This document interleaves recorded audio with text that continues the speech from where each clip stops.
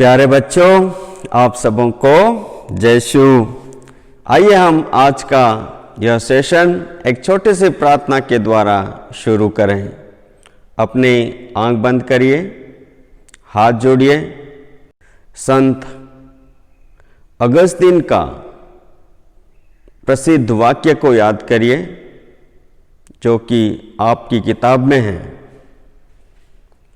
संत अगस्तीन कहते हैं, हे प्रभु, मेरा हृदय सिर्फ तुझ में ही संतुष्टि पाता है और किसी में नहीं। हे पिता परमेश्वर, हमें ऐसी कृपा से भर दें कि हम आपके प्यार में आगे बढ़ते जाएं और हमेशा आपको प्यार करें। हमारे माता पिता को प्यार करें, हमारे पड़ोसियों को प्यार करें और जो भी आज्ञाएं हमें जीवन में हमारी अच्छाई के लिए मिलती हैं, हम बच्चे उन आज्ञाओं को अपने जीवन में आत्मसात करेंगे ताकि हम हमेशा आपके प्यार, गुरुजनों के प्यार और पड़ोसियों के प्यार में हमेशा आगे बढ़ते जाएं। हम यह प्रार्थना करते हैं हमारे प्रभु ख्रिस्त के द्वारा, आमीन। हेलो प्यारे बच्चों, आप सब कैसे हो? आपके उधर बारिश कैसी है? मुझे विश्वास है कि इस बारिश में भी आपने उस ईश्वर के कार्यों को जाना होगा, पहचाना होगा और साथ साथ में ईश्वर की सृष्टि को जाना। और पिछले सेशन में मैं आपको यह बताने का प्रयास कर रहा था कि किस प्रकार से ईश्वर ने हमारे प्रथम माता पिता आदम और हेवा को बनाया और उन्हें अदन वाटिका में रखा, सब प्रकार से सुविधाएं प्रदान की। लेकिन आदम और हेवा ईश्वर की आज्ञा का उल्लंघन करते हैं। वो सांप की बातों को मानते हैं। सांप शैतान बन के आता है और उनके बहकावे में आकर ईश्वर की आज्ञा का उल्लंघन करता है।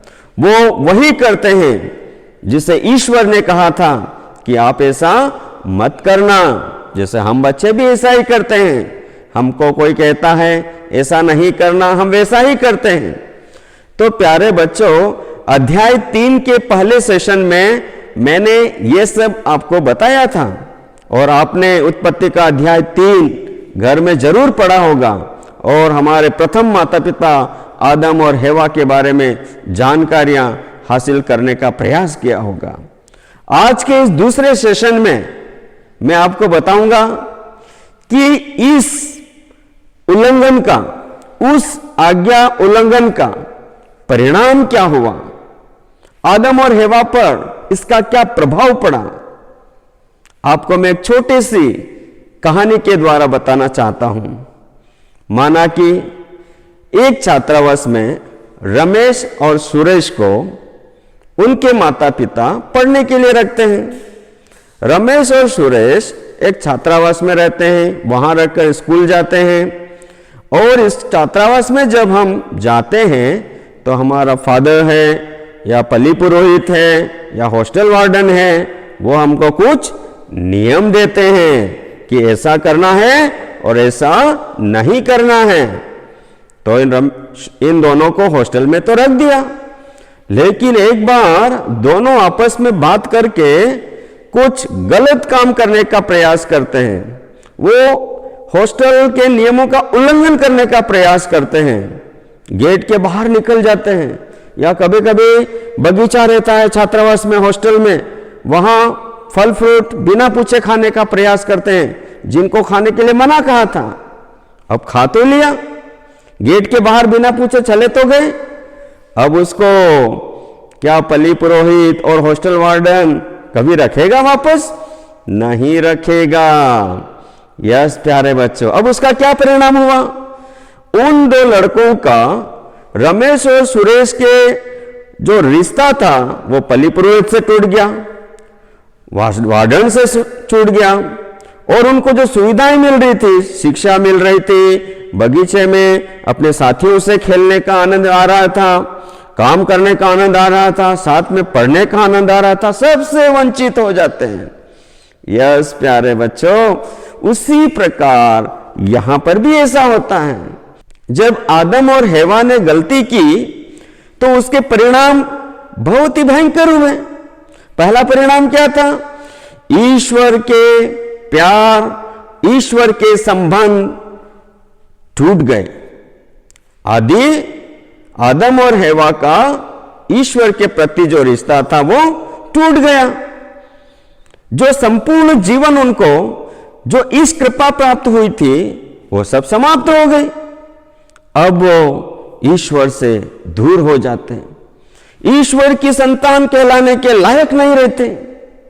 और दूसरा क्या परिणाम हुआ? दूसरा परिणाम, आदम और हेवा का आपस में संबंध टूटने लगे, आपस में झगड़ाने लगे। जब ईश्वर ने पूछा कि तुम क्या कर रहे हो, उस फल का, उस वृक्ष का फल क्यों खाया? और तब आदम हेवा को दोष देता है, हेवा उस सांप का दोष देती है। तो दोनों एक दूसरे को दोष देते हैं और उनका संबंध, उनका जो प्रेम, उनका जो आपसी समझदारी थी, वो धीरे धीरे दूर होने लगती है। यस प्यारे बच्चों, जब हम उल्लंघन करते हैं किसी आज्ञा का, तब ऐसा ही होता है। उस प्रकार रमेश और सुरेश ने एक दूसरे को बाद में दोष दिया होगा, तेरी वजह से हुआ, तेरी वजह से हुआ।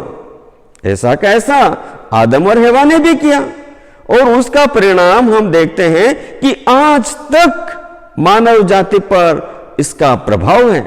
आज तक इंसान उसका परिणाम भुगत रहा है, और आज हम उस आदि पाप के गुलाम, उस मृत्यु के गुलाम, उस पाप के गुलाम बन गए हैं।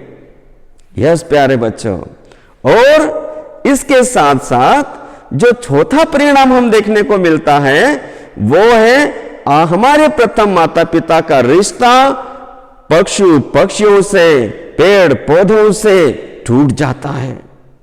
उनको जो सुंदर बगीचा था, सुंदर पेड़ पौधे थे, वहां सुंदर तरह तरह के पक्षी थे, इन सब से रिश्ता टूट जाता है।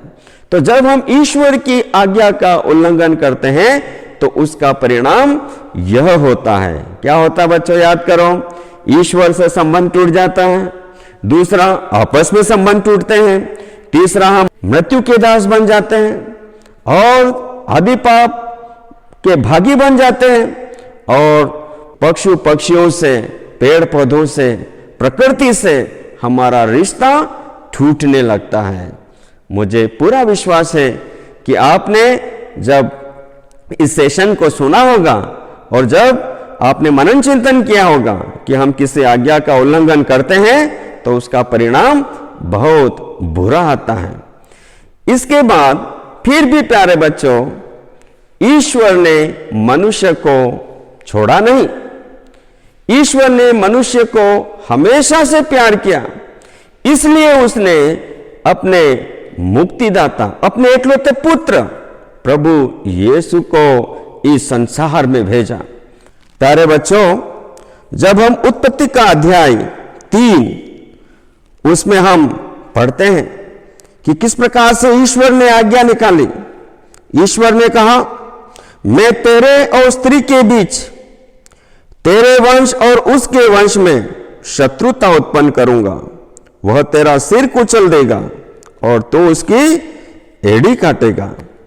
यस प्यारे बच्चों, ईश्वर ने मनुष्य को गलती करने के बावजूद फ्री नहीं छोड़ा। उसी प्रकार हमारे माता पिता भी दयालु होते हैं। कई बार हम गलतियां करते हैं, वो उस ईश्वर, उस अब्बा पिता, उस यीशु की तरह हमारे गुरुजन, हमारे माता पिता भी हमको अपना प्रेम, अपना प्यार दिखाते हैं। और उसके बाद प्यारे बच्चों, माता पिता का जो, हमारे प्रथम माता पिता का जो पाप था, उसका परिणाम पूरी मानव जाति पर पड़ता है। और जब हम रोमियो के नाम अध्याय 5 और पद संख्या 12 में पढ़ेंगे क्या लिखा है उसमें। एक ही मनुष्य द्वारा संसार में पाप का प्रवेश हुआ और पाप द्वारा मृत्यु का, इस प्रकार मृत्यु सब मनुष्य में फैल गई क्योंकि सब पापी हैं। यस प्यारे बच्चों, हमारे प्रथम माता पिता की गलती, आज्ञा उल्लंघन की वजह से उसका परिणाम हम सब पर पड़ता है। हम सब इसके भागी बन जाते हैं, लेकिन उस बपतिस्मा के द्वारा हमें फिर से उन पापों से माफी मिलती है, हमारे आदि पाप क्षमा होते हैं। इस प्रकार से प्यारे बच्चों, अब हम हमारे अगले भाग में प्रवेश करते हैं और आप सबके पास किताब होगी। किताब का पेज 14 लीजिए प्यारे बच्चों। 14 में आपको पढ़ने को मिलेगा मनन चिंतन। मनन चिंतन लिखा हुआ। आइए हम थोड़ी देर मनन चिंतन करें। जब हम ईश्वर की आज्ञा का पालन करते हैं तब हम ईश्वर के प्रेम में जुड़े रहते हैं, ईश्वर के प्यार में जुड़े रहते हैं, तब हमें ईश कृपा प्राप्त होती है। हम ईश कृपा की अवस्था में बने रहते हैं। लेकिन जैसे ही हम आज्ञा का उल्लंघन करते हैं, ईश्वर के प्यार से दूर हो जाते हैं। तो प्यारे बच्चों, मैं आपको पूछना चाहता हूं, हमारे ऐसे कौन से कार्य हैं जिनकी वजह से हम ईश्वर से रिश्ते तोड़ते हैं, ईश्वर से अपना संबंध तोड़ते हैं? जब हम प्रार्थना नहीं करते हैं, जब हम हमारे छोटे भाई बहन को प्यार नहीं करते हैं, बड़े लोगों का आदर नहीं करते हैं, माता पिता गुरुजनों का आदर नहीं करते हैं, हमारा काम हम समय पर नहीं करते हैं, ईश वचन को पढ़ते नहीं हैं, झूठ बोलते हैं, गाली गलौज करते हैं, दूसरों से हमारी बातों को छिपाते हैं, गलत काम के लिए किसी का हम समर्थन करते हैं, ये ऐसी स्थिति है, ये ऐसे परिस्थितियां हैं जिससे हम ईश्वर से अलग हो जाते हैं। और दूसरा प्यारे बच्चों, आपकी किताब में आप देखना, उसमें कुछ प्रश्न दिए गए हैं। मैं इन प्रश्नों को आपके सामने पढ़ूंगा, आप उसका उत्तर ढूंढने का प्रयास करना। और जब मैं अध्याय 4 पढ़ाऊंगा, पढ़ाने से पहले अध्याय 3 के प्रश्नों का उत्तर देने का प्रयास करूंगा। पहला प्रश्न क्या है बच्चों? पाप करने से पहले हमारे आदि माता पिता किस प्रकार का जीवन जीते थे? आप पहला सेशन अध्याय 3 का और दूसरा सेशन अध्याय 3 का अच्छे से सुनना, आपको इन सभी प्रश्नों का उत्तर आसानी से मिल जाएगा। दूसरा प्रश्न प्यारे बच्चों, वो क्या है? ईश्वर ने आदम और हेवा को क्या आज्ञा दी थी? ईश्वर ने आदम और हेवा को क्या आज्ञा दी थी? तीसरा प्रश्न, हमारे आदि माता पिता ने ईश्वर की आज्ञा को कैसे तोड़ा? हमारे आदि माता पिता ने ईश्वर की आज्ञा को कैसे तोड़ा? और चौथा प्रश्न, हमारे प्रथम माता पिता को ईश्वर की आज्ञा तोड़ने का क्या फल मिला? ईश्वर की आज्ञा तोड़ी, अब उनको क्या फल मिला? आखिरी प्रश्न, ईश्वर ने हमारे प्रथम माता पिता से क्या प्रतिज्ञा की?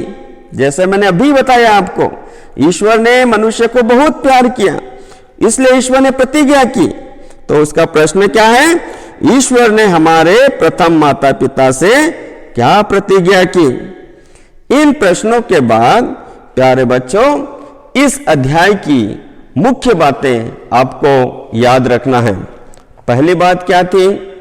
हमारे प्रथम माता पिता आदम और हेवा है। ईश्वर ने उनको अदन वाटिका में रखा, लेकिन उन्होंने ईश्वर की आज्ञा का उल्लंघन किया, सांप अर्थात शैतान की बातों पर विश्वास किया और ईश्वर के बराबर होने का सपना देखा, और फिर वह पाप के भागी बन जाते हैं। उनको अदन वाटिका छोड़ के जाना पड़ता है, लेकिन फिर भी मानव जाति के प्यार के खातिर ईश्वर ने अपने एकलौते पुत्र प्रभु यीशु को इस संसार में भेजा ताकि हम सब की मुक्ति हो, हम सबको पापों से छुटकारा मिले, हमें सही मार्गदर्शन मिले।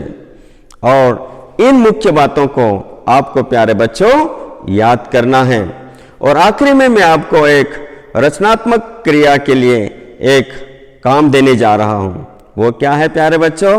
आप बहुत सारे बच्चे भविष्य में नाटककार बनोगे, कहानियां लिखोगे, तो अब क्या करना, घर में बैठ करके एक नाटक लिखना।